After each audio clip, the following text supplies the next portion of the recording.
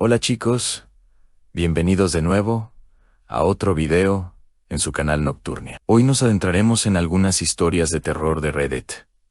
Las historias de hoy son raras, aterradoras, ya saben, horrorosas y sinceramente súper interesantes y escalofriantes. Me encantan las historias del video de hoy. Estoy seguro de que a ustedes también les encantarán. Agradezco muchísimo que hayan hecho clic en el video. Dale me gusta y suscríbete al canal Acme. Ayudas a seguir haciendo videos como este. Por favor, siéntate, relájate, come algo, bebe algo, hidrátate y prepárate para escuchar algunas historias de terror de Reddit. Acepté un trabajo de $10,000 en efectivo en el desierto. Mi equipo nunca llegó a casa. ¿Algo pasa aquí también? Mira, no te voy a dar ningún nombre real porque hicimos algo bastante sospechoso allá en el desierto, pero puedes llamarme Jai. Y eso es bastante parecido para el trabajo del gobierno. ¿Sabes a qué me refiero? Lo primero que tienes que entender de mí es que odio el calor, de verdad.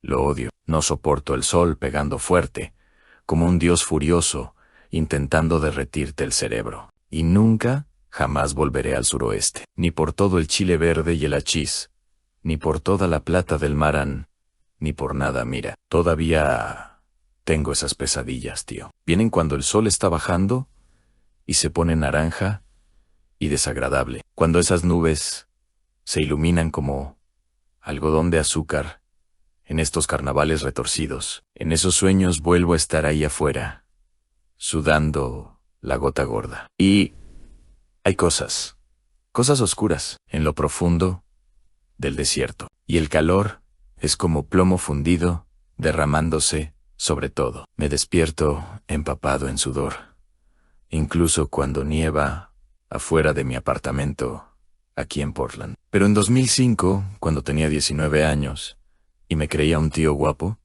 pensaba que nada malo me podía pasar. Tenía esa bravuconería que viene de ser joven y estúpido, ¿sabes? Me creía invencible. Pensaba que el mundo me debía algo solo por aparecer. Vivía en un pueblo de Nuevo México.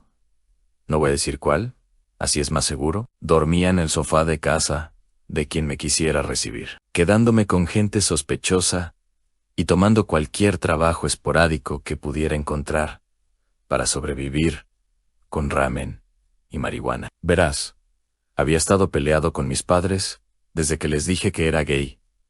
El año pasado, les dije sin rodeos, miren, no soy muy exigente. A veces me gustan los chicos guapos, a veces me gustan las chicas guapas. Muy diplomático. Mis padres se pusieron como locos, empezaron a hablar del pecado, del infierno y de cómo iba a arder eternamente. Uno pensaría que les había dicho que me convertiría en un asesino en serie o algo así. Así que me echaron cuando cumplí 18 y ahí estaba yo, joven y tonto en el desierto, pasando el rato con mis amigos, emborrachándome, pensando que tenía todo el tiempo del mundo para rehacer mi vida. El calor siempre estaba ahí, presionándote como un peso, haciendo que todo brillara y bailara en la distancia. Pero pensé que me adaptaría. ¿Sabes? Pensé que crecería como un lagarto o algo así. De todas formas, estaba atontado casi todo el tiempo. Así que el calor parecía parte de la neblina. Además, tenía 19 años y era inmortal, ¿no? ¿Qué podía salir mal? Madre mía, ojalá pudiera volver atrás y meterle algo de razón a ese chaval. Pero todo el mundo piensa eso, ¿sabes? Así que vivía al día, haciendo jardinería un día, ayudando a alguien con una mudanza, al siguiente, lo que fuera, para tener gasolina y algo de comer. Pero el trabajo se acababa más rápido que la saliva en la acera en julio, y me estaba desesperando. Fue entonces cuando mi camello, llamémosle Miguel, me dijo que conocía a un tipo, que conocía a otro tipo, que tenía trabajo, trato clandestino, buen dinero, sin preguntas. Es como trabajo manual, dijo Miguel, pasándome un porro retorcido. No preguntes, pero paga en efectivo. Y paga bien. Estaba lo suficientemente borracho como para pensar que sonaba de fiar. Así que dije, claro, conéctame. La reunión fue en un restaurante ruinoso a las afueras, de esos lugares donde el café sabe a colado en calcetines sucios, y la tarta parece más vieja que la camarera. Llegué sobre las 2 de la tarde, sudando la camisa, después de cruzar el pueblo. El tipo estaba sentado en una mesa del fondo y, vaya, estaba completamente fuera de sí. Su piel era pálida como panza de pescado, lo cual era extraño porque allá afuera todos se queman solo de ir al buzón. Sus ojos eran de un azul pálido, tan claros que parecían casi blancos, como mirando hielo invernal. Su cabello era negro azabache, peinado hacia atrás, con tanta pomada, que parecía un derrame de petróleo. Debe ser el joven que me recomendó Miguel, dijo con una voz que parecía surgir del fondo de un pozo, sin acento, solo monótona. Dice que trabajas bien callado ni no causas problemas. Sí, soy yo, dije, sentándome frente a él. El vinilo estaba agrietado y pegajoso, y ya sentía mis muslos sudar. ¿De qué tipo de trabajo estamos hablando? Se inclinó hacia adelante, y juro que la temperatura bajó unos 10 grados. Trabajo en el desierto. Trabajo manual. Tú y un pequeño equipo conducirán hasta un lugar remoto. Pasarán una noche acampando y completarán un trabajo. A cambio, el sueldo es de $10,000. Casi se me salió el alma del cuerpo. $10,000 por una noche de trabajo. Yo ganaba $300 a la semana con suerte.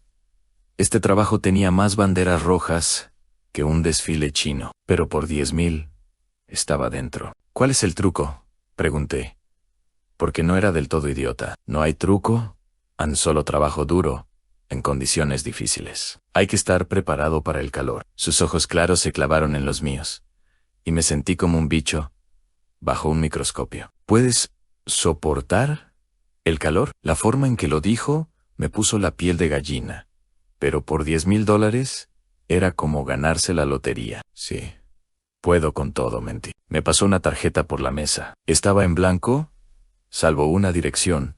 Mañana por la mañana, a las 7 en punto. No llegues tarde. Y así, sin más, se levantó y se fue, dejándome ahí sentado, preguntándome en qué demonios me había metido. A la mañana siguiente, caminé hasta su almacén, en la zona industrial, de esos lugares que parecen abandonados, pero con demasiadas huellas de neumáticos, como para estar vacíos. El sol ya hacía brillar el asfalto, y no eran ni las 8:00.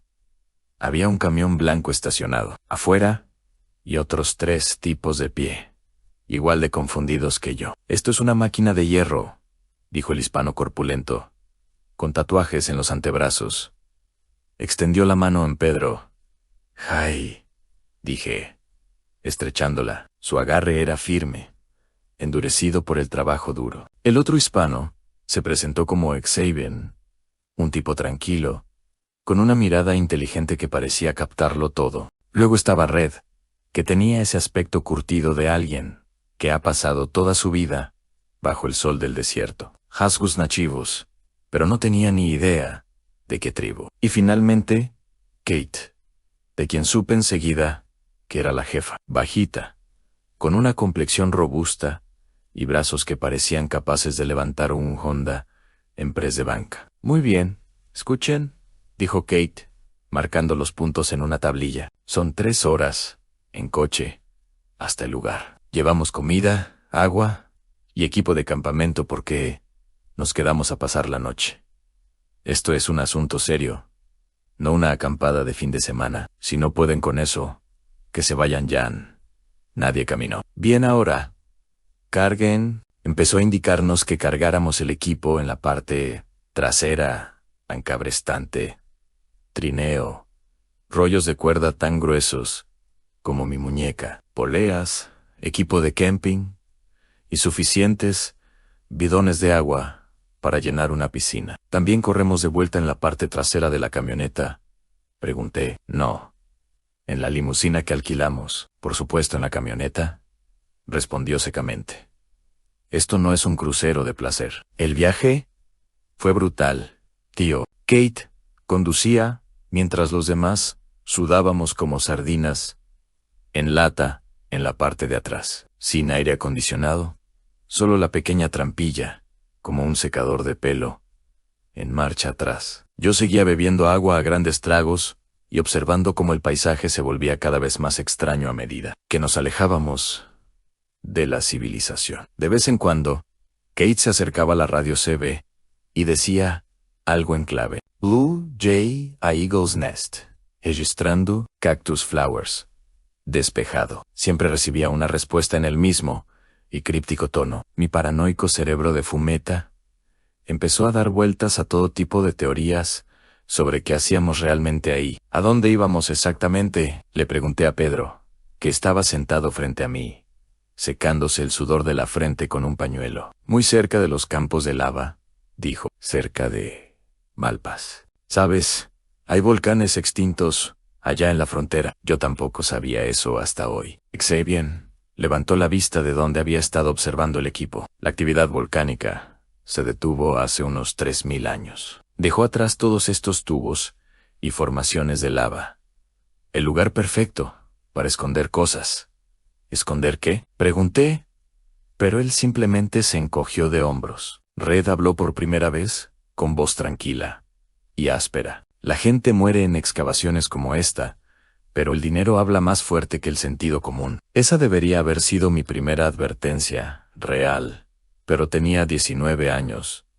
Era un estúpido y ya contaba mis 10,000 en mi cabeza. El calor me mareaba, y solo quería llegar a donde íbamos para poder salir de ese horno rodante y ponerme a la sombra. Llegamos al sitio sobre las 10 de la mañana, y debo decir que fue como aterrizar en Marte. Nada más que roca volcánica negra extendiéndose hasta el horizonte, retorcida en formas extrañas por antiguos incendios. El calor nos golpeó como un rayo cuando abrimos las puertas de la camioneta, y de inmediato comencé a sudar más fuerte que nunca en mi vida. Acampen a la sombra de ese afloramiento, ordenó Kate, señalando unas rocas que proyectaban unos 2 metros de sombra, y beban agua constantemente. No quiero que nadie se caiga por un golpe de calor. Empecé a bromear con Pedro y Xavier, intentando animar el ambiente,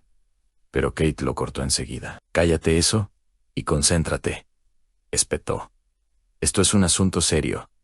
Aquí ha muerto gente por descuido. Algo en su tono me llamó la atención. No se trataba solo de mover piedras o cavar hoyos. Y estaba a punto de averiguar qué, después de montar el campamento, y uso el término con ligereza porque básicamente se trataba de tirar nuestros sacos de dormir en la única sombra que encontramos. Kate nos reunió y empezó a repartir el equipo, guantes de trabajo, resistentes linternas frontales y más botellas de agua. Vamos a recorrer unos 180 metros por ahí, dijo, señalando hacia lo que parecía no ser nada, solo más roca negra, retorcida bajo el sol implacable. Hay un cañón oculto en los campos de lava. Pasarías de largo y no lo verías si no supieras que está ahí. Tenía razón. Avanzamos a través del calor durante unos minutos, con el sudor chorreando como si nos derritiéramos, y empezaba a pensar que nos estaba guiando hacia la muerte cuando, de repente, el suelo se abrió. En un instante caminábamos sobre roca volcánica, sólida. Al siguiente, había una grieta en la tierra de unos 2 metros de ancho, con rocas y salientes que creaban una cubierta natural. ¡Ay, cabrón!, murmuró Pedro, mirando hacia la oscuridad. ¿Cómo demonios encontraron este lugar? Kate bajó primero y luego nos llamó para que la siguiéramos. El cañón tenía unos 9 metros de profundidad. En cuanto toqué fondo, la temperatura bajó al menos 15. Todavía hacía un calor infernal, pero comparado con la superficie, se sentía como entrar a un ambiente con aire acondicionado. Por aquí, dijo Kate, guiándonos hacia lo que parecía una grieta en la pared del cañón. Al acercarnos, me di cuenta de que en realidad era la boca de una cueva, un tubo de lava, probablemente formado cuando la roca fundida fluyó por aquí hace miles de años. Xavier pasaba las manos por la entrada. Esto no es natural, dijo en voz baja. Alguien talló esto más ancho. Mira las marcas de las herramientas han... Y tenía razón. Los bordes de la abertura habían sido cincelados y pulidos, ensanchados a partir de cualquier formación natural que hubiera existido originalmente. Colonizadores españoles, dijo Kate, encendiendo su linterna frontal. Estamos aquí para desenterrar algunos artefactos que dejaron. Y entonces comprendí lo que realmente estábamos haciendo allí. Dije, la realidad asentándose en mi cerebro, aturdido por el calor. Somos ladrones de tumbas, ¿verdad? Kate se encogió de hombros. Llámalo recuperación arqueológica. Pero sí, básicamente. ¿Tienes algún problema con eso? Pensé en los 10.000 que me esperaban, y negué con la cabeza. No, tío, y los españoles muertos ya no necesitan sus cosas.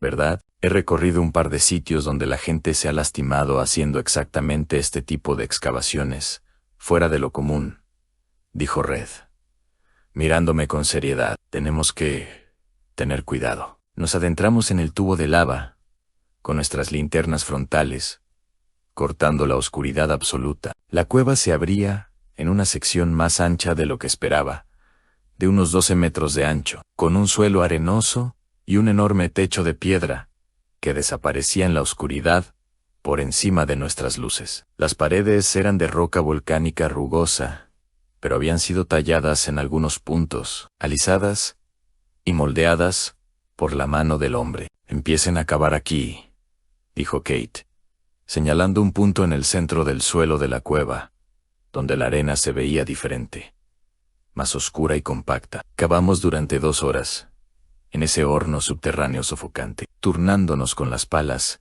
y bebiendo agua, como si nos fuera la vida en ello. Algo que, en retrospectiva, probablemente era cierto. Pedro fue el primero en encontrar algo sólido. ¿Conseguichi? ¿Augu? Gritó, apartando la arena con las manos.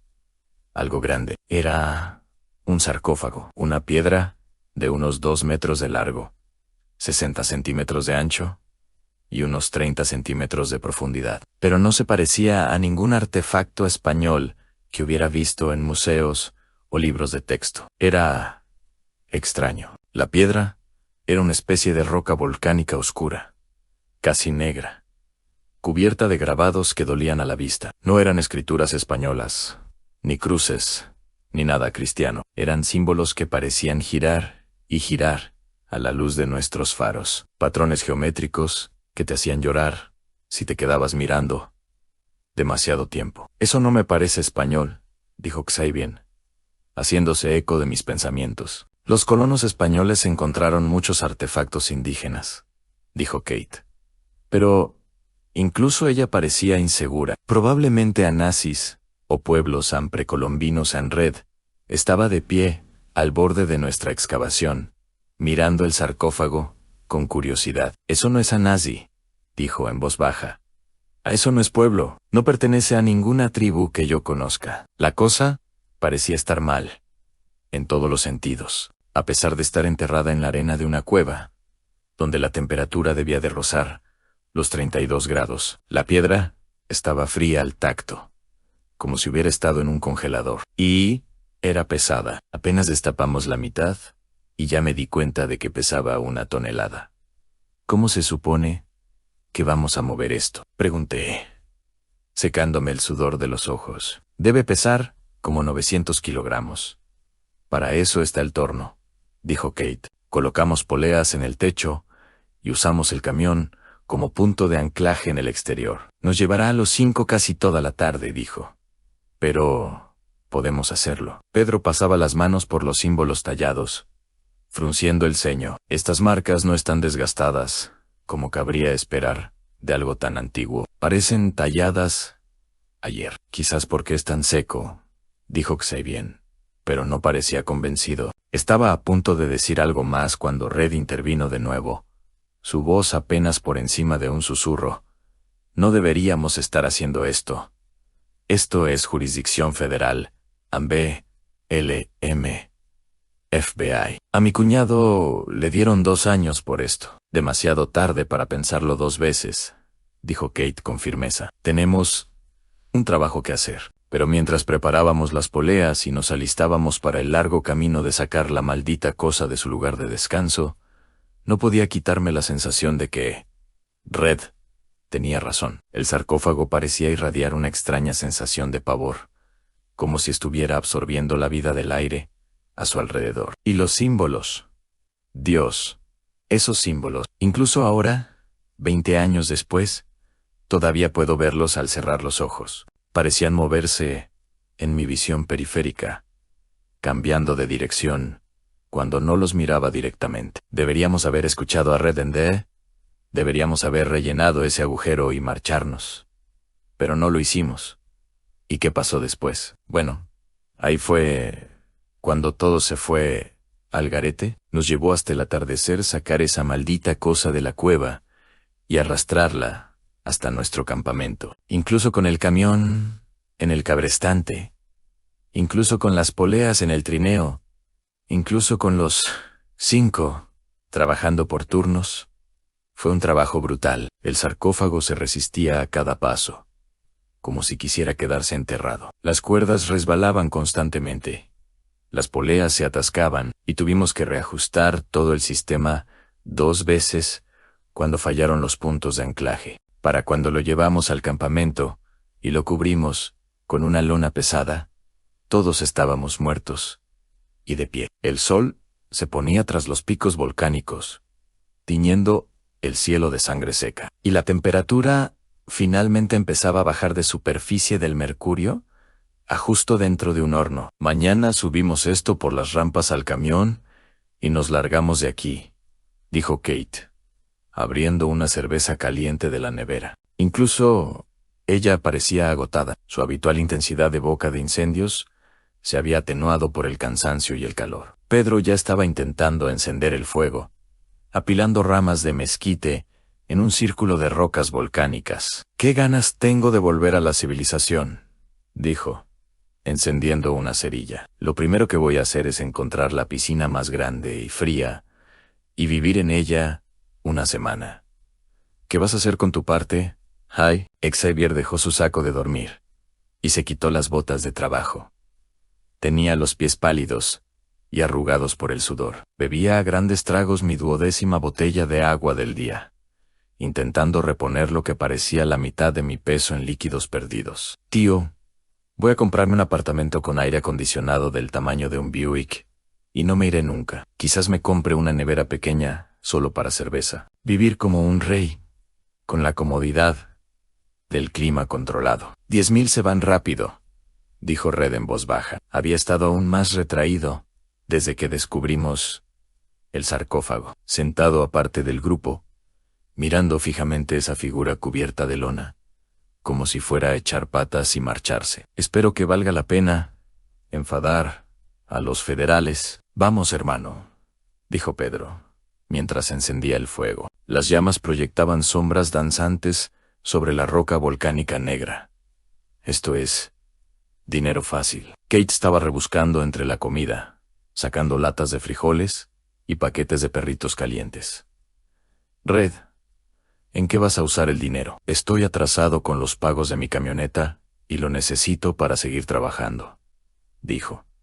«Además de las medicinas de mis hijos». Pero no continuó. Simplemente se quedó sentado mirando el fuego. «¿Sabes qué voy a hacer?», dijo Xavier, aceptando una cerveza de Kate. «Voy a llevar a mi novia María a Las Vegas, alquilar una habitación de hotel con vistas, comer en esos bufés elegantes y quizás probar suerte en las mesas. Lleva mucho tiempo queriendo ir». «¿Las Vegas en verano?». Pedro rió, pinchando perritos calientes con un palo para asarlos al fuego. «Eso es como cambiar un horno por otro». «Sí, pero Las Vegas tiene casinos con aire acondicionado, donde se puede colgar carne, piscinas y servicio a la habitación». Xavier sonrió. «Además, María se ve bien en bikini». Incluso Kate sonrió al oír eso. El ambiente se alivió a medida que el sol se ponía, y el calor agobiante comenzaba a amainar. Los frijoles burbujeaban en una olla sobre el fuego, mezclándose con el olor a perritos calientes, asados y humo. Después del día brutal que habíamos tenido, todo parecía normal, como si fuéramos solo un grupo de amigos, acampando en el desierto. En lugar de ladrones de tumbas que acababan de desenterrar algo que me ponía los pelos de punta. ¿Y tú? ¿Qué? Empecé a preguntar. ¿Qué va a hacer la jefa con su parte? Kate guardó silencio un momento, revolviendo los frijoles con una cuchara de mango largo. Pagar algunas deudas, quizás tomarme unas vacaciones, de verdad en algún lugar, con árboles y césped. Hace tanto que no veo césped, que estoy empezando a olvidar cómo es. ¿Dónde creciste?, preguntó Pedro, repartiendo los perritos calientes asados. Michigan, cerca de los lagos. Solía nadar en agua tan clara y fría que te dejaba en shock. Tenía una mirada distante en los ojos. A veces sueño con sumergirme en esa agua, sintiéndola cerca de mi cabeza, lavando todo este polvo del desierto. Entonces, ¿por qué viniste aquí, al porche del infierno?, pregunté, mordiendo mi perrito caliente. Incluso la comida del campamento sabía bien cuando estabas tan cansado y hambriento, por la misma razón que todos lo estábamos. Probablemente huyendo de algo, buscando algo más. El desierto es un buen lugar para desaparecer si lo necesitas, dijo. Red se unió a la conversación, aceptando un plato de frijoles y perritos calientes. Necesito este dinero. La situación es difícil. Tengo familia. Todos están esperando. ¿Esperando qué?, preguntó Xavier. ¿Esperando a que me recupere?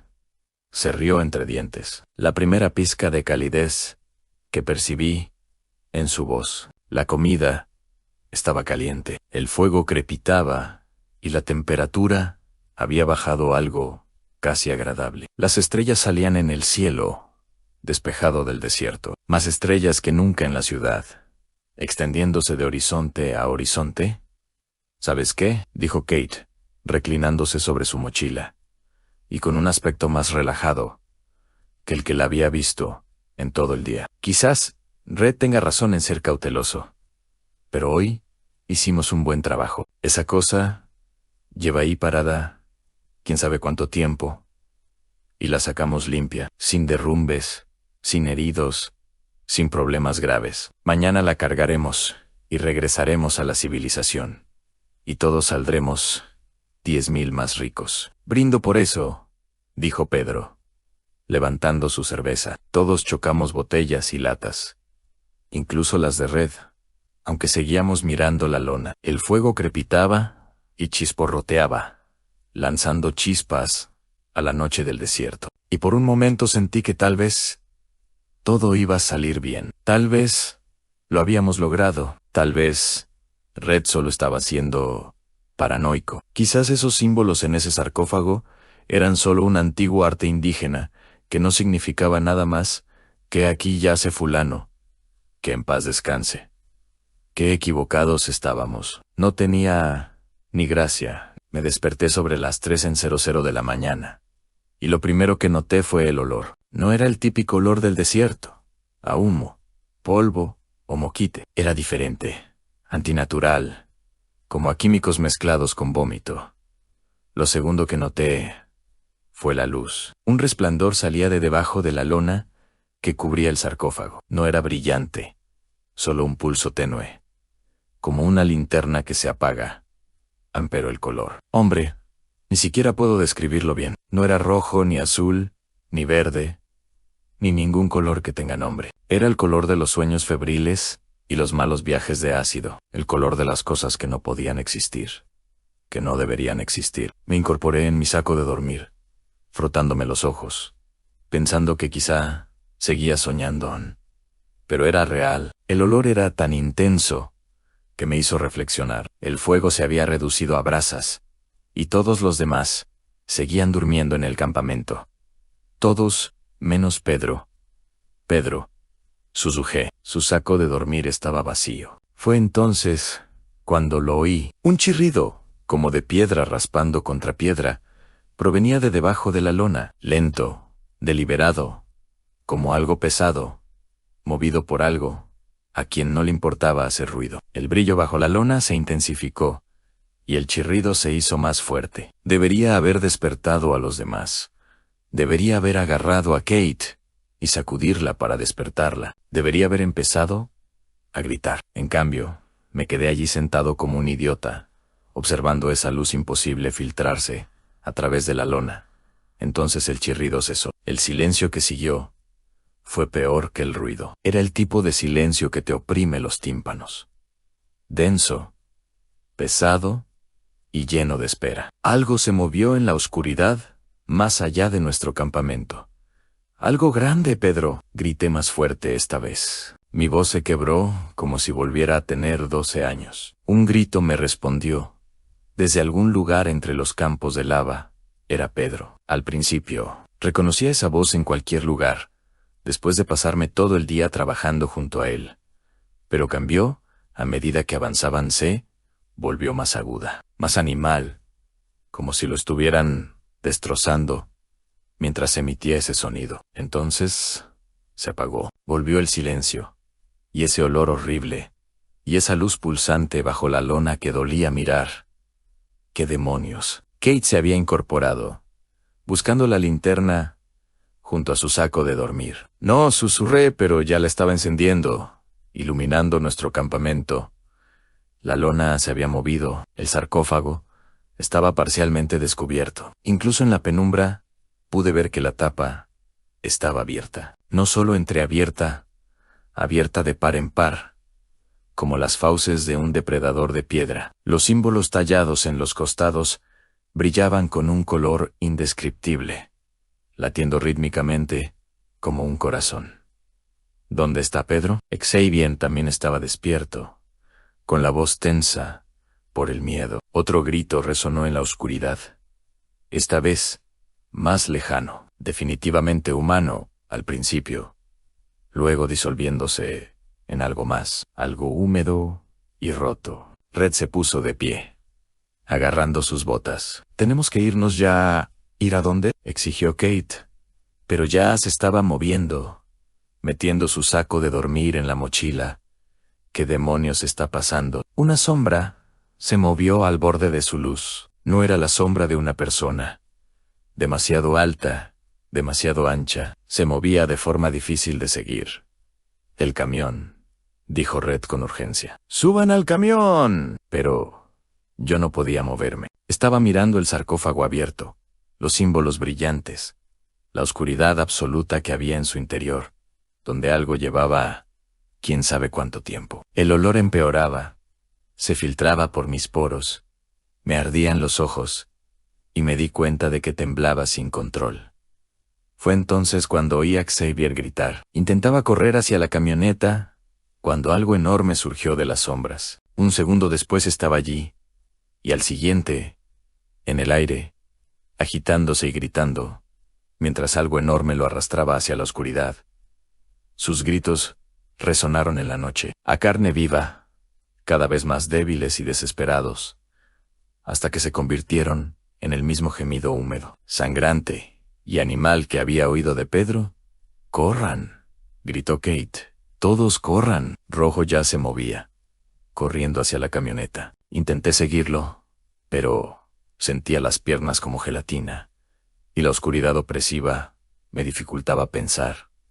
En respiraran detrás de mí, oí algo enorme, moviéndose por el campamento, desplazando rocas, acercándose. Me tambaleé tras Red, tropezando con escombros volcánicos. Tenía unos 6 metros de ventaja cuando la sombra lo atrapó. Lo vi con el rabillo del ojo en una enorme figura oscura, flotando sobre el suelo como una pesadilla líquida. Rojo ni siquiera tuvo tiempo de gritar cuando lo envolvió y lo jaló de lado hacia la oscuridad. Se oyó un sonido húmedo, como de carne desmenuzada. Luego, nada. Eso me hizo moverme más rápido que nunca en mi vida. Llegué a la camioneta justo cuando Kate llegaba corriendo desde la otra dirección. Su rostro era una máscara de terror, a la luz de las estrellas. Tenía las llaves. «¡Arranca! ¡Arranca!». Di un grito ahogado y me lancé al asiento del copiloto. Le temblaban tanto las manos que dejó caer las llaves 2 veces antes de meterlas en el contacto. El motor arrancó al tercer intento, con los faros atravesando la oscuridad. «¿Dónde están?», susurró, ¿Dónde están todos? No respondí, no pude responder, porque veía formas moviéndose en la luz de nuestros faros, formas extrañas que no deberían existir, y sabía exactamente dónde estaban todos. Váyanse, susurré. Kate puso la camioneta en marcha y empezó a conducir. Pero solo recorrimos unos 50 metros cuando algo se estrelló contra el lado del conductor, con tanta fuerza que nos volcó. Entonces la camioneta se deslizó, el metal chirriando contra la roca volcánica antes de quedar de lado. Mi cabeza se golpeó contra la ventanilla del copiloto, y por unos segundos todo se volvió brillante y oscuro. Cuando mi visión se aclaró, Kate estaba colgada del cinturón de seguridad, con sangre manando de una herida en la frente. El parabrisas estaba lleno de grietas, y algo se movía afuera. ¡Ay!, susurró. ¡Ay! Ayúdame a quitarme este cinturón. Intenté levantar el brazo, pero no me funcionaba bien. Probablemente estaba roto. A través del parabrisas agrietado, vi sombras enormes que rodeaban la camioneta, pacientes y deliberadas. Fue entonces cuando la ventanilla del conductor explotó hacia adentro. Algo oscuro e increíblemente fuerte se coló desde arriba, a través del cristal roto, y agarró a Kate por los hombros. Su cinturón de seguridad se rompió como un pañuelo de papel, y ella empezó a gritar, mientras lo que fuera la arrastraba por el marco de la ventana, doblándola como una silla de jardín. ¡Hey!, gritó, y su rostro apareció en las luces de la camioneta por un instante. La sangre cubrió sus facciones como una máscara carmesí. Sus ojos se abrieron de par en par, con terror absoluto. Ayuda. Entonces, algo la trajo de vuelta a la oscuridad, y los gritos comenzaron con fuerza. Al principio, agudos y desesperados. Luego se disolvieron en esos mismos sonidos inhumanos de terror y dolor abyecto que había oído de los demás. Esos sonidos de ser destrozada por algo que se tomó su tiempo. Me quedé allí, tumbado en la camioneta volcada, escuchando a Kate morir. Demasiado destrozado y aterrorizado para moverme. Los faros seguían encendidos, apuntando en ángulos extraños, iluminando zonas de roca volcánica y sombras. Y en esas sombras, algo se movía, algo grande, algo hambriento, algo que había estado esperando en la oscuridad durante miles de años. Los gritos cesaron. Todo quedó en silencio, salvo el tic-tac del metal al enfriarse y mi propia respiración agitada. Esperé allí durante lo que parecieron horas, seguro de que en cualquier momento algo entraría por las ventanas rotas y me arrastraría para reunirme con los demás.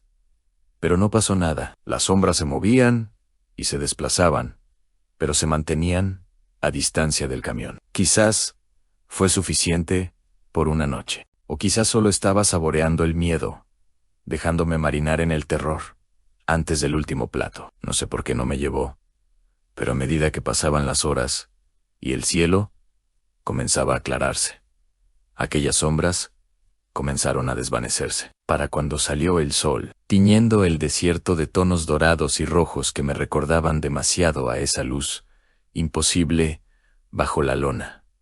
Estaba solo, completamente solo. Me pareció una eternidad salir de la camioneta. Tenía el brazo izquierdo roto y estaba casi seguro de que tenía una conmoción cerebral, pero podía caminar más o menos. Tomé una botella de agua medio vacía y me puse de pie. Debí de estar en shock cuando empecé a caminar hacia la carretera, dejando atrás el camión volcado, el campamento vacío y ese maldito sarcófago, con la tapa abierta, como una boca de piedra, que por fin hubiera terminado de alimentarse. Caminé 2 horas bajo el calor del desierto, antes de que un policía estatal me encontrara, medio muerto de deshidratación y balbuceando sobre monstruos en la oscuridad. Me llevaron al hospital, y durante casi todo el día, un par de detectives, con cara seria, me hicieron las mismas preguntas, una y otra vez, dejando claro que pensaban que estaba drogado, loco, o que era un asesino. Les dije que habíamos tenido un accidente, un vuelco. Los demás se habían perdido en la oscuridad, buscando ayuda, y nunca regresaron. Los equipos de búsqueda y rescate encontraron el camión, pero nunca encontraron ningún cuerpo. Tampoco encontraron la caja. O al menos, no lo dijeron. Entonces, justo cuando se disponían a llevarme a una celda de la cárcel del condado, apareció Elane, el hombre pálido del restaurante.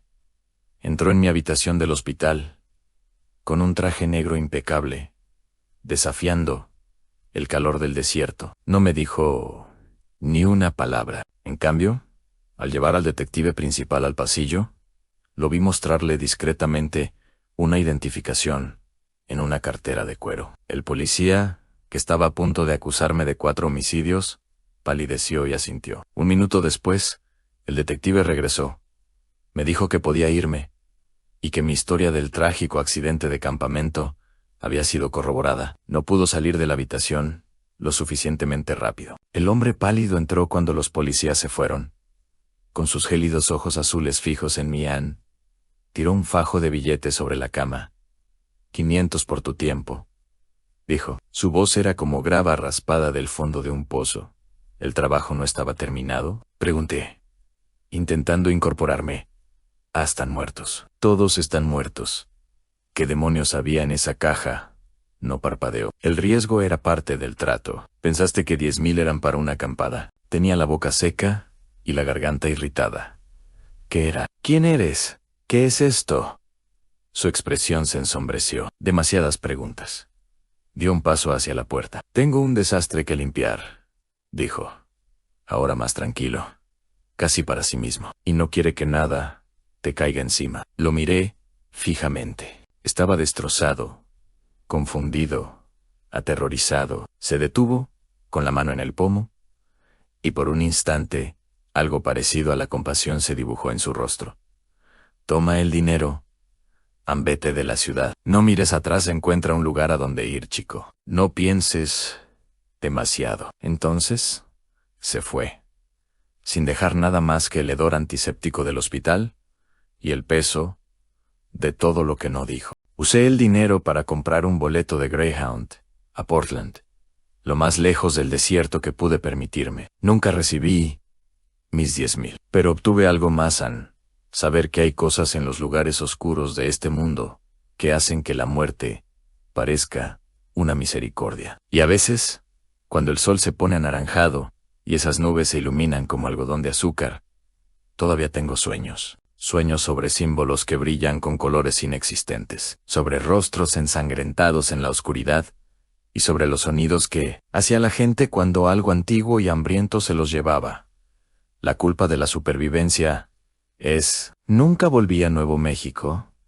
Nunca lo haré. Es una lección difícil de aprender. Pero algunos trabajos no pagan lo suficiente, sin importar cuánto dinero se gane al principio. Y algunas cosas definitivamente deberían permanecer enterradas. Encontramos una cueva en la propiedad de mi abuela. Lo que hay dentro debe permanecer oculto para siempre. Pero algo pasa aquí también. Cumplí 17 años este verano. Encontramos la cueva en la propiedad de mi abuela, en el este de Kentucky. Nunca le he contado la historia a nadie, ni a mi esposa, ni a un terapeuta, ni a nadie. Sellar la cueva después de la muerte de la abuela, Edith, debería haber ayudado. Pero no fue así. Lo que Chester y yo vimos allá abajo nunca me ha abandonado. Yo era lo que llamaríamos el chico friki de entonces. Gafas de sol, flacucho como un palo, de esos que pasan la hora del almuerzo en la biblioteca. Cada verano, mis padres me enviaban a la granja de la abuela Edith, en las faldas de los Apalaches, pensando que el aire de la montaña me sentaría bien. La casa era todo lo que una ciudad como yo consideraba genial del campo, en techos altos, suelos de madera crujientes, porches envolventes y un denso bosque por todas partes. El vecino más cercano era la familia de Chester, y su casa estaba a casi 1,5 kilómetros carretera abajo. Más allá, solo había árboles y barrancos hasta llegar a la carretera del condado. Chester era un año menor que yo, y era todo lo que yo no era. Podía arreglar motores, cazar, pescar y recorrer el bosque como si hubiera nacido en Elan, donde yo era pálido y torpe. Chester era moreno y seguro de sí mismo. Donde yo me preocupaba por todo, Chester simplemente hacía lo que tenía que hacer. Éramos los únicos niños en kilómetros a la redonda, y el aburrimiento derriba barreras. Me enseñó a disparar su rifle de aire comprimido, y que vallas eran seguras para comer. Lo ayudé con sus lecturas de verano, y le enseñé a usar la vieja computadora de su familia. John, te preocupas demasiado, me decía. Cuando dudaba al cruzar arroyos, o me quejaba de las telarañas. Es solo el bosque. Aquí no hay nada que pueda hacerte daño.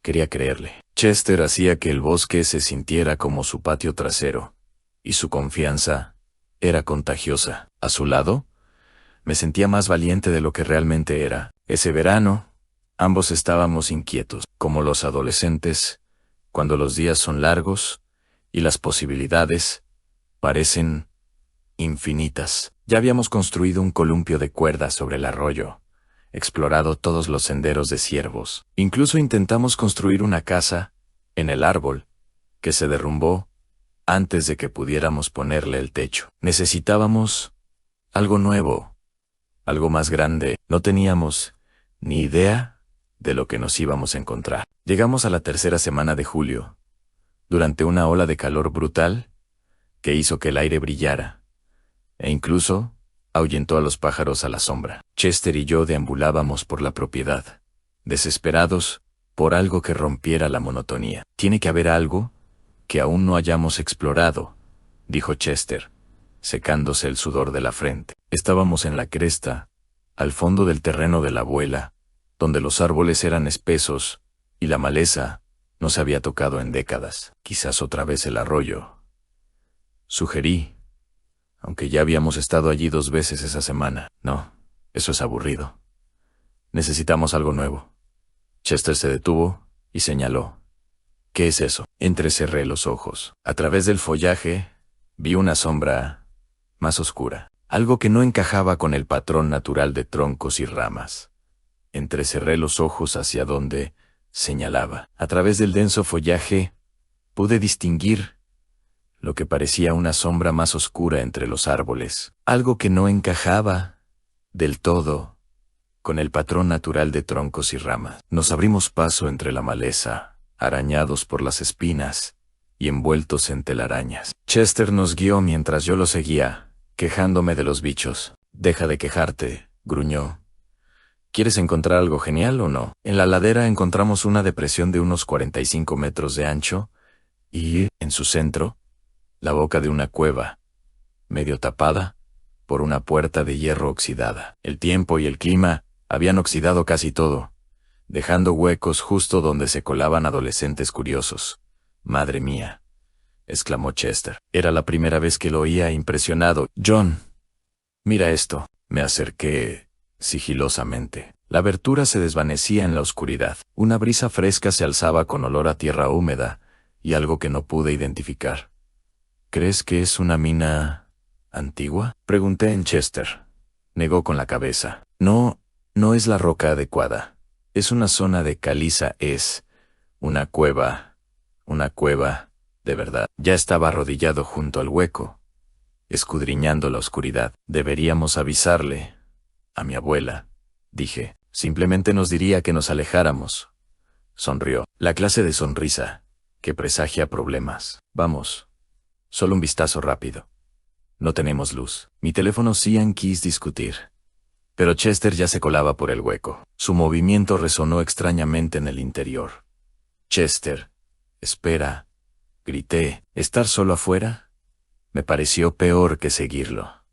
Solo por 1 minuto. Su voz regresó, apagada y extraña.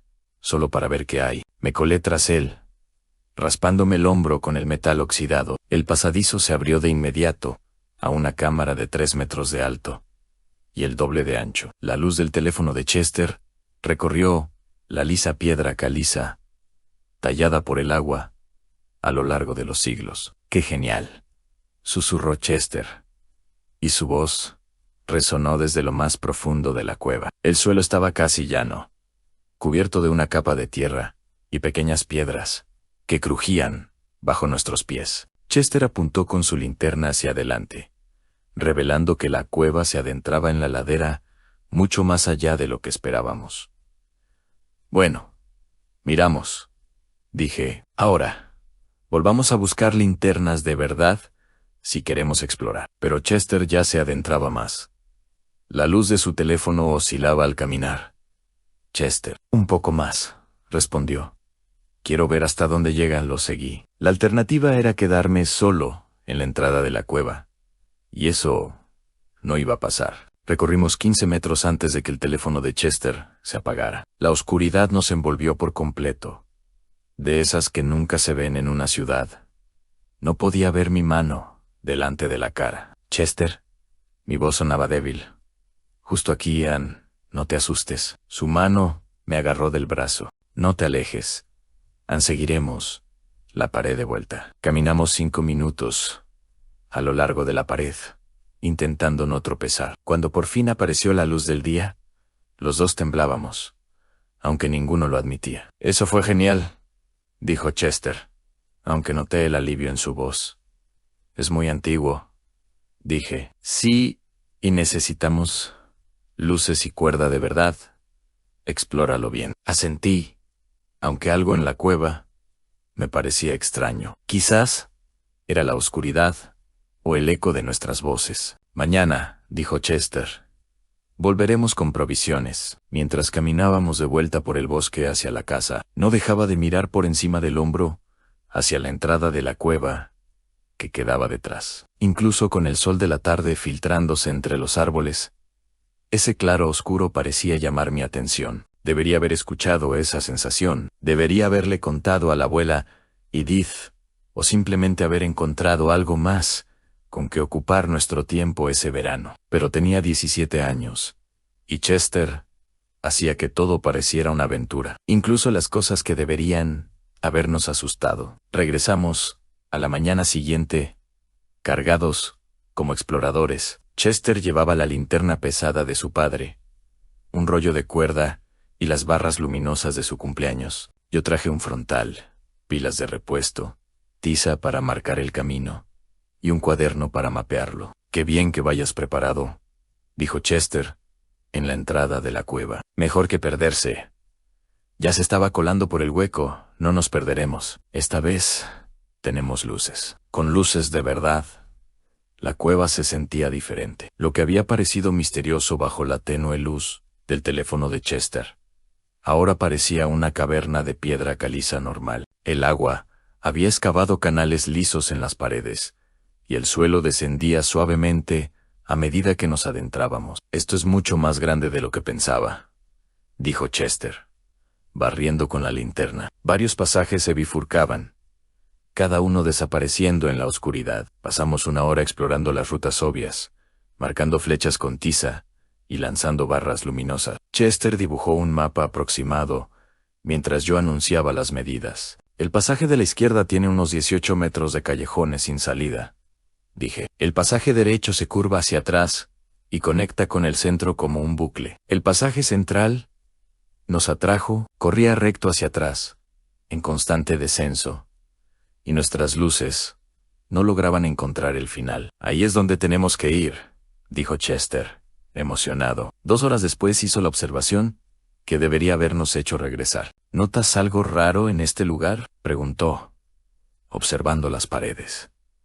¿Qué quieres decir? Ni murciélagos, ni bichos, nada en su luz. Barrió el techo y las paredes. En todas las cuevas debería haber al menos murciélagos, arañas, grillos, algo, pero mira, nada. Me detuve a mirar. Tenía razón.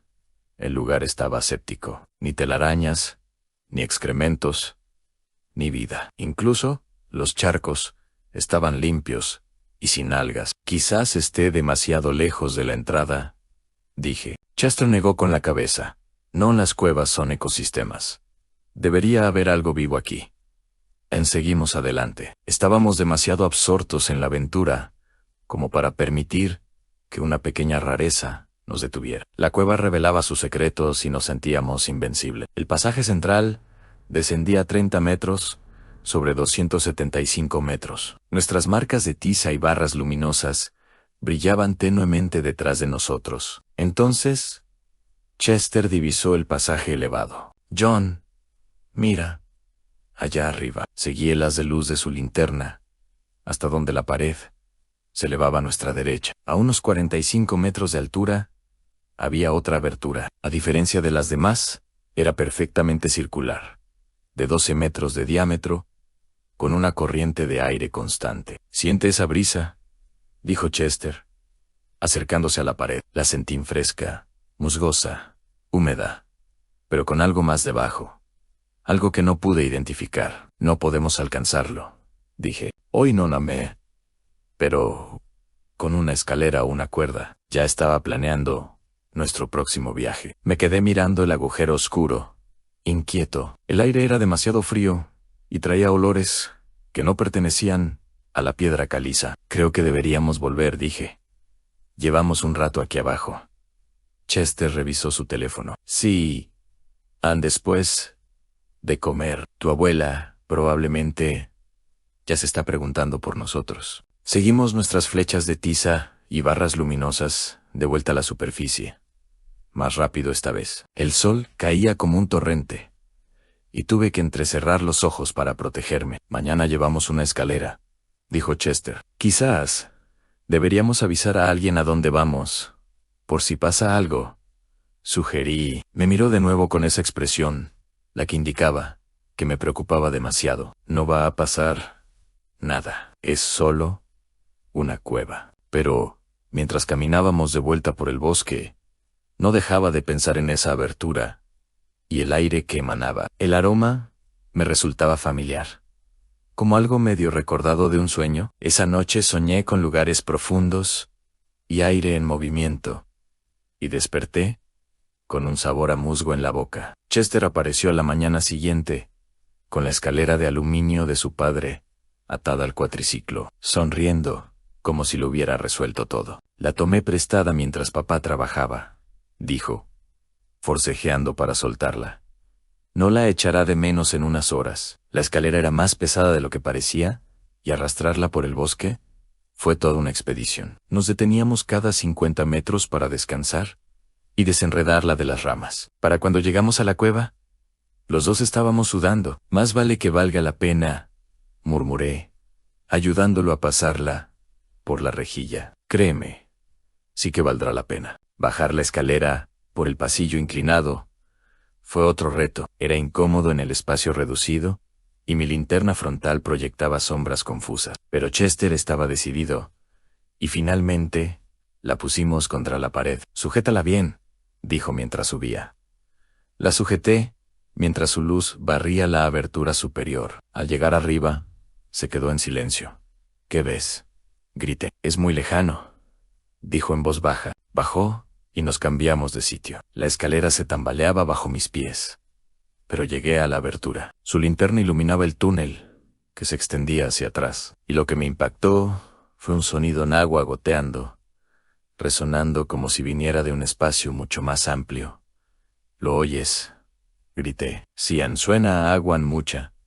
Bajé y nos miramos fijamente a la luz de nuestras lámparas. «Un río subterráneo», dije, «o un lago». Solo había una forma de averiguarlo. El pasaje elevado estaba más abierto de lo que esperaba. Podíamos caminar erguidos. Las paredes de piedra caliza eran lisas, desgastadas por el agua. El olor se intensificaba a medida que avanzábamos, y el aire se sentía más denso, con una sensación que me recordaba a cosas que habían muerto hace mucho tiempo.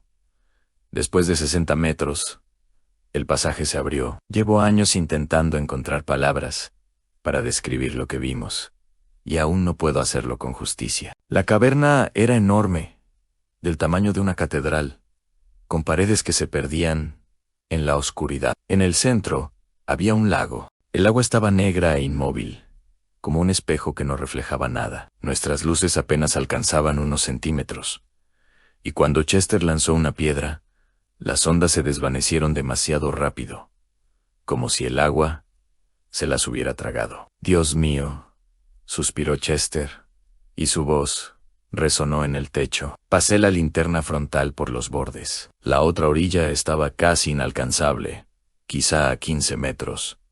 «¿Qué tan profunda crees que está?», preguntó Chester. «No lo sé. Profunda». Ya estaba rebuscando en su mochila. «Vamos averiguarlo. Rompí una varita luminosa, la até a una roca, con una goma elástica, y la arrojé. La luz verde se hundía, y se hundía, y se hundía.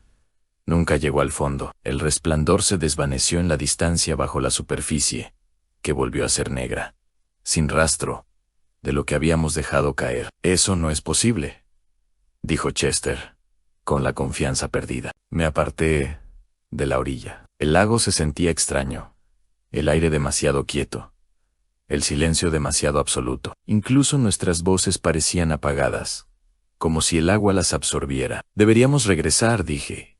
Pero Chester miraba hacia la orilla opuesta. Su linterna apenas iluminaba las siluetas en la oscuridad. «Hay algo ahí», dijo. Al otro lado, miré en el tenue círculo de luz. Sayachi lo que podrían haber sido estructuras en la roca. Formas regulares que no parecían naturales. «Chester, pensemos en esto. Necesitamos un bote», dijo, ignorándome. «En una balsa inflable podríamos remar». La idea de estar en esa agua me encogió el estómago. Es una locura. Ni siquiera sabemos qué tan profundo es. ¿Y si nos caemos? No nos caeremos en «Soy buen nadador», en un lago que podría no tener fondo. Me miró entonces. Me miró de verdad, y vi que él también lo sentía. Esa sensación de que habíamos encontrado algo que no debería existir. Pero Chester nunca se echó atrás. «Mañana», dijo Onlo, «pensaremos esta noche y volveremos con un plan». Mientras salíamos por el pasadizo y bajábamos por la escalera, no dejaba de mirar atrás. La oscuridad parecía más profunda de lo que debería, y sentí algo en el agua, observando. Esa noche no pude quitarme la imagen de la barra luminosa hundiéndose en profundidades infinitas. En mis sueños, me hundí con ella en una oscuridad tan completa que no podía distinguir si tenía los ojos abiertos o cerrados. Chester apareció la tarde siguiente, con una pequeña balsa inflable atada a su cuatrimoto, de esas diseñadas para ríos tranquilos. También tenía chalecos salvavidas, linternas impermeables y una bomba manual. «¿Dónde conseguiste esto?», pregunté, aunque ya lo sabía. «Se la pedí prestada a mi primo Jaken. No la va a extrañar». Le eché un vistazo a la balsa. Tenía 18 metros de largo, diseñada para aguas tranquilas, no para lagos subterráneos. «Chester, no creo que eso funcione. Estará bien. Tiene capacidad para 2 personas. Somos ligeros». A pesar de mis dudas, lo ayudé a subirla a la cueva. Su entusiasmo era difícil de resistir, y yo sentía curiosidad por la otra orilla. Pero la imagen de esa barra luminosa, hundiéndose en el agua negra, nunca se me fue de la mente. La botadura tardó más de lo esperado. La orilla rocosa no era ideal, y tuvimos que despejar piedras para encontrar un sitio. Todo el tiempo estuve consciente de que el agua a nuestro lado seguía siendo obsidiana y reflejaba nuestras luces. «¿Estás seguro?», pregunté. «Solo es agua, en el peor de los casos». Nos mojamos. Pero no era agua, y ambos lo sabíamos. El lago estaba anormalmente quieto. No se oía el chapoteo de la orilla, ni un solo movimiento. Incluso al ser perturbadas, las ondas se desvanecían demasiado rápido, como si el agua fuera más pesada de lo que parecía. Chester se metió primero con una linterna. La balsa apenas rozaba la superficie, como si flotara sobre algo sólido. «Vamos», dijo, estabilizándola. Subí a regañadientes, remo en mano. En cuanto nos impulsamos, sentí que el lago nos envolvía. No era como flotar, sino como estar suspendido sobre un abismo. «Rema», dijo Chester, iluminando con su linterna. Remar era extraño. El agua casi no ofrecía resistencia, pero la balsa avanzaba más despacio de lo debido. Era como remar en aceite, aunque el agua parecía y se sentía normal al tocarla. «Esto está tardando una eternidad», murmuró Chester, después de lo que parecieron 20 minutos. Miré hacia atrás y se me encogió el estómago. El saliente rocoso estaba mucho más lejos de lo que debería, apenas visible a la luz del sol. Delante de nosotros, la otra orilla no parecía estar más cerca que al principio. «Chester, algo no va bien. Sigue remando». «Ya casi», Llegamos pero no era así. Cuanto más remábamos, menos avanzábamos. La otra orilla permanecía distante, mientras que la que había detrás seguía avanzando. Era como si el lago se extendiera, curvando la distancia de maneras que desafiaban el sentido. Entonces, la luz de Chester tocó la orilla opuesta, y ambos nos quedamos en silencio. ¿Qué demonios fue eso?, susurró. No lo sé, pero no me gusta. La estructura tenía 9 metros de ancho, rodeada de extraños pilares de piedra. La roca era más oscura que la caliza, lisa y casi metálica. Canales tallados corrían hacia el agua, y en el centro se alzaba algo parecido a un altar, aunque no estaba construido para ninguna forma humana que pudiera imaginar. Tenemos que acercarnos, dijo Chester, pero sin su habitual confianza. No, tenemos que volver ya. ¿Giré la balsa?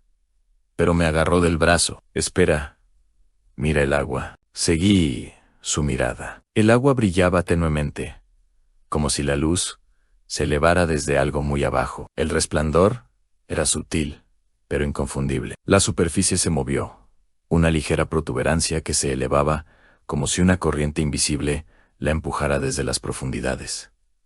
Hay algo ahí abajo, dijo Chester. Algo grande. Entonces nuestro equipo falló. La linterna de Chester parpadeó y se apagó. Mi frontal se atenuó a pesar de tener pilas nuevas. Incluso mi reloj se congeló en las 3:47.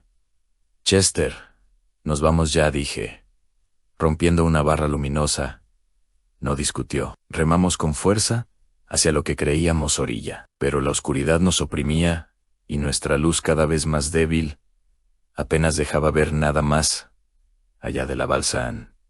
Entonces lo oímos. Un sonido bajo nosotros, profundo y resonante, como el de una roca y un metal que crujían bajo presión. Subió desde las profundidades y vibró a través del agua hasta nuestros huesos. Ondulaciones se extendieron por la superficie y se desvanecieron demasiado rápido. La balsa se estremeció. Rema más rápido, dijo Chester, y por primera vez percibí miedo en su voz. El sonido se acercó de nuevo. El agua a nuestro alrededor empezó a brillar. La luz ascendía como si algo inmenso se alzara. Remamos en silencio. Nuestras luces, cada vez más débiles, apenas cortaban la oscuridad. La orilla parecía imposiblemente lejana, y con cada brazada estaba seguro de que no lo lograríamos. Pero de alguna manera lo logramos. La balsa rozó las rocas justo cuando mi linterna frontal se apagó. La sacamos y nos desplomamos en la orilla de la caverna, temblando bajo el brillo de nuestra última barra luminosa. No podemos decírselo a nadie, dijo Chester. Finalmente, creen que estamos locos. Asentí, aunque una parte de mí se preguntaba si lo estaríamos. Todo aquello parecía una pesadilla. Mientras recogíamos, cometí el error de mirar atrás. El agua volvió a estar quieta, pero estaba segura de que algo en esa oscuridad nos observaba. Durante 3 días, evité la cueva. Me quedé cerca de casa, ayudé a la abuela con las tareas del hogar, e incluso empecé a leer una de sus viejas novelas románticas para mantenerme ocupada. Pero Chester no lo dejaba pasar. Apareció con una energía incansable que nunca había visto. No puedes fingir que no pasó, dijo un jueves por la mañana en el porche. Encontramos algo increíble. Encontramos algo peligroso, dije. Se nos apagó la luz, Chester. Todas a la vez. Así que trajimos repuestos, más baterías, mejores luces, insistió. Lo miré y me di cuenta de que lo que había confundido con confianza era obsesión. No podía quedarse quieto. Unas ojeras indicaban que no dormía. Tengo que volver, dijo inclinándose hacia adelante. ¿No quieres saber qué era? No quiero. Chester se puso de pie y paseó por el borde del porche. Bien. Entonces, ¿iré solo? No puedes vigilarme. Me sentía atrapada entre 2 opciones. Dejar que Chester se fuera solo, o volver a algo que quería olvidar. La idea de tenerlo ahí abajo solo era peor que mi miedo. Si voy contigo, dije, Nos vamos al amanecer. Llevamos todo extra. Y a la primera señal de problemas. Nos vamos. Ann sin discusiones. Chester sonrió un hueco. Trato hecho. Esa tarde reunimos provisiones. Chester había encontrado una balsa más grande, más estable que la primera, prestada por el novio de mi hermana. Empacamos linternas, pilas, barras luminosas, cuerda, incluso un botiquín de primeros auxilios. Mirando hacia atrás, fue una expedición, no una aventura. Una cosa más, dijo Chester, mientras cargábamos el cuatriciclo. Esta vez quiero llegar de verdad a la otra orilla. Ver más de cerca. Mi instinto me gritaba, no, pero me había comprometido. Y a pesar del miedo, sentía curiosidad. Las siluetas que habíamos visto me atormentaban en sueños. Necesitaba saberlo. El bosque se sentía diferente, en el camino de regreso, más tranquilo. Incluso, los pájaros guardaron silencio. Nos deslizamos a través del gran lago, hasta llegar al mismo. Nuestro equipo se hacía más pesado a cada paso. La caverna estaba tal como la dejamos, vasta y tranquila. El agua se extendía en la oscuridad, lisa como el cristal. Contra todo instinto de supervivencia, lo ayudé a botar el bote. La travesía se hacía lenta, y con cada brazada estaba más segura de que nos equivocábamos. Pero algo era diferente en la otra orilla. ¿Son luces?, pregunté, entrecerrando los ojos. Chester levantó los binoculares y se quedó inmóvil. Hay algo ahí. ¿Qué? En la otra orilla veo movimiento. Y tienes razón. Hay luces. No linternas. Algo más. Algo que brilla. Cogí los binoculares. A lo lejos un tenue resplandor azul verdoso titilaba como la bioluminiscencia del agua. Chester, nos estamos dando la vuelta ahora mismo, dije devolviéndoselos. Mi voz era un susurro ronco. Chester volvió a mirarlos y jadeó. Se quedó completamente en silencio. Movió la boca, pero al principio no pronunció palabra. Entonces, en un susurro cada vez más fuerte, empezó a repetir: sale del agua. Entra en el agua. Sale del agua. Entra en el agua. Lo sacudí, pero no se detuvo. Sus ojos estaban fijos en la orilla, abiertos y brillantes, como si estuviera viendo emerger algo que yo aún no veía. Fue entonces cuando el agua a nuestro alrededor empezó a brillar. La luminiscencia surgió de las profundidades, como ya la habíamos visto antes. Pero esta vez era más brillante, más intensa, y en esa luz resplandeciente pude ver la verdadera magnitud de lo que yacía bajo el agua. No era un lago en absoluto, no era un lago un día para siempre, un ojo, un pozo, un portal, un abismo eterno e insondable. Luz alienígena, eternamente eterna. Grítense. ¿Qué grité? Porque tenía la garganta en carne viva después. Pero no pude oír el sonido por encima del rugido de la sangre en mis oídos. Chester también gritaba, o quizás se reía. No supe distinguir cuál. El ojo parpadeó. Toda la caverna se estremeció cuando algo del tamaño de una montaña se movió bajo nosotros. Agua que no era agua se desplazó a nuestro alrededor, y nuestra pequeña balsa se vio envuelta en olas imposibles en un espacio subterráneo. Eso sacó a Chester de su trance. Ambos hundimos los remos, luchando contra corrientes que parecían más contracciones musculares que flujo de agua. Al salir del bote a trompicones hacia la orilla, cometí el error de mirar atrás. El ojo estaba allí, mirándonos a través de capas de agua insondables que no deberían haber bloqueado la luz. Y en esa mirada ancestral va reconocimiento. Nos vio dentro de nosotros, y a través de nosotros. Algo en la mente de Chester se hizo añicos. Pude verlo en sus ojos.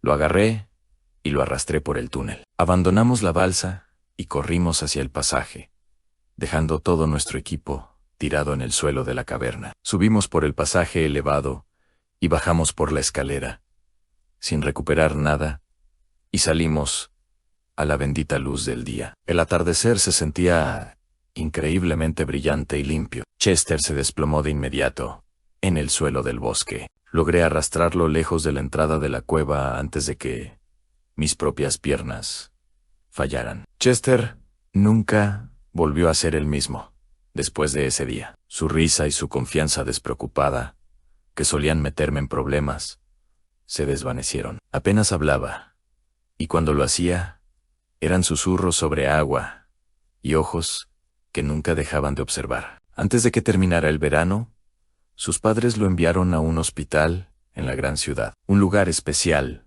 dijeron. Aunque nunca usaron la palabra que yo sabía que significaban, no lo volví a ver. Al principio pensé que volvería el verano siguiente, que retomaríamos todo como si nada. Pero su ausencia se volvió permanente, un vacío que no podía llenar. Fingía que aún era posible una vida normal, mientras el recuerdo me oprimía como el agua oscura bajo las colinas. Eso fue hace 10 años. He estado en terapia intermitentemente desde entonces, alternando entre médicos que asienten con compasión, mientras les cuento mis pesadillas recurrentes de agua negra y ojos lavados. Recetan medicamentos para la ansiedad y los trastornos del sueño.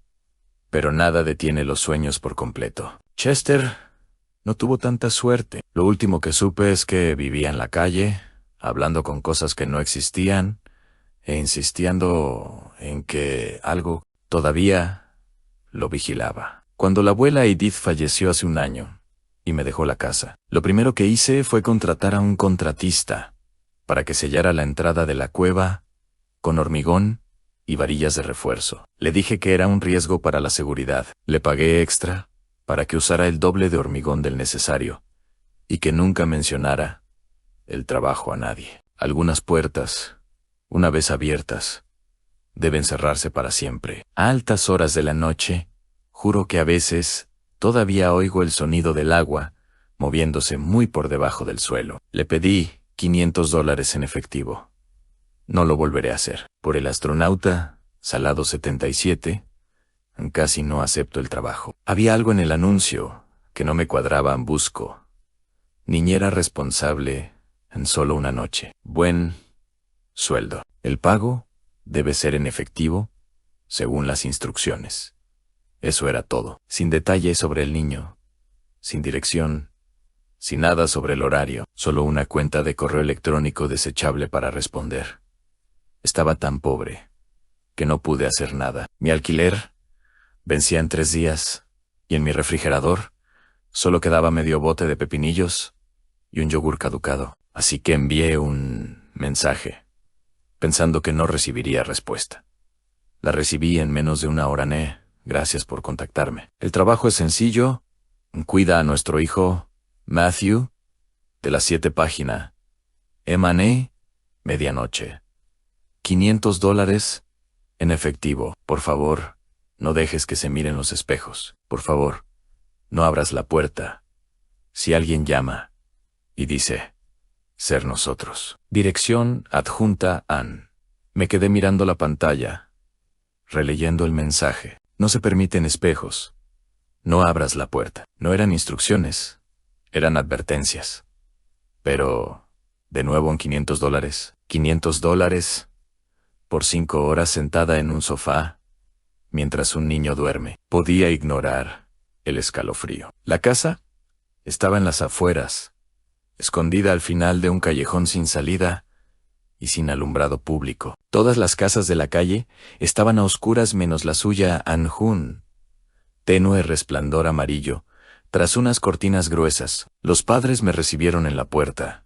Parecían normales, casi agresivamente normales, como la gente de fotos de archivo. Mamá con cardigan, papá con pantalones caqui, ambos con una sonrisa rígida. Nos alegra mucho que hayas podido venir, dijo la madre, haciéndome pasar. Matthew ya está arriba, en su habitación. Asentí, agarrando la correa de mi mochila. ¿Alguna alergia? ¿Rutina para dormir? El padre me interrumpió. Las instrucciones del correo son las más importantes. No dejes que se acerque a los espejos. No abras la puerta. Bien, dije, intentando sonar tranquila. ¿Puedo preguntar? ¿Por qué? La sonrisa de la madre se desvaneció por medio segundo, pero se recuperó enseguida. Solo síguelas. Regresaremos a medianoche. $500 en efectivo, como prometimos. Antes de que pudiera preguntar más, salieron por la puerta. La cerradura hizo clic. La casa se sintió extraña, una vez que se fueron, demasiado silenciosa. No era la tranquilidad típica de los suburbios. Era un silencio estéril, como el de una enfermería vacía. Caminé por la planta baja. Todas las superficies reflectantes habían desaparecido o estaban cubiertas. El espejo del baño había desaparecido. La pantalla del televisor estaba tapada con una sábana. Incluso los cristales de los marcos habían sido reemplazados por papel. El aire me picaba en la piel. Fui a ver cómo estaba el niño. Matthew estaba sentado con las piernas cruzadas en su cama, mirándome fijamente mientras abría la puerta. Parecía de unos 8 años, muy pálido, con ojeras profundas. «Hola», dije, forzando una sonrisa. «Soy tu niñera». No respondió. Parpadeó despacio. «¿Sabes cuáles son de verdad?», preguntó. Se me encogió el estómago. «No. ¿A qué te refieres?». «A la gente», dijo con voz monótona, como si recitara. «A veces no son ellos, son. A veces son copias». Me reí, nerviosa. Eso es espeluznante». «¿Dónde oíste eso?». Ladeó la cabeza como un pájaro. «Del otro Matthew». Tragué saliva. «¿Él? ¿Otro Matthew?». Señaló hacia la ventana oscura. «Viene cuando se abren los ojos». Cerré la cortina con fuerza. El primer golpe llegó a las 8. A 33 golpes lentos en la puerta principal. Me quedé paralizada en el sofá. «No abras la puerta». Otro golpe, esta vez más fuerte. «Oye», dijo una voz masculina desde afuera. «Somos nosotros. Olvidamos algo dentro, a los padres». El pulso me explotaba en los oídos. Sonaba como el padre, pero apagado, como una grabación vieja distorsionada. Me acerqué sin tocar el pomo. «Solo tenemos que entrar un segundo», dijo la voz. Detrás de mí, escuché movimiento en las escaleras. Matthew estaba a medio camino, con los ojos muy abiertos. «No son ellos», susurró. Los golpes cesaron. Las horas se hicieron interminables. Cada vez que pensaba que todo volvía al silencio, algo pasaba. Las 9:15 en pasos, en el piso de arriba, pesados, lentos. Pero Matthew estaba sentado junto a mí, coloreando. Las 9:47, el televisor, aún cubierto con la sábana, se encendió con estática. Lo desenchufé. Siguió encendido 10 segundos más. Las 10:22 han 3 golpes. La voz de la madre esta vez. «Por favor, es peligroso. Déjennos entrar antes de que sea demasiado tarde». Matthew lloraba, tapándose los oídos. No abrí la puerta. Las 11 en susurros, no desde la puerta, sino desde arriba. Subí silenciosamente. Los susurros venían de la habitación de Matthew. La puerta estaba entreabierta. Dentro, con la luz de la luna, había un Matthew sentado en la cama. Idéntico, pero no era Elian, como una figura de cera, casi perfecta, hasta que ves los ojos. Sus labios se movían, susurrando algo incomprensible. Entonces, giró la cabeza hacia mí de golpe.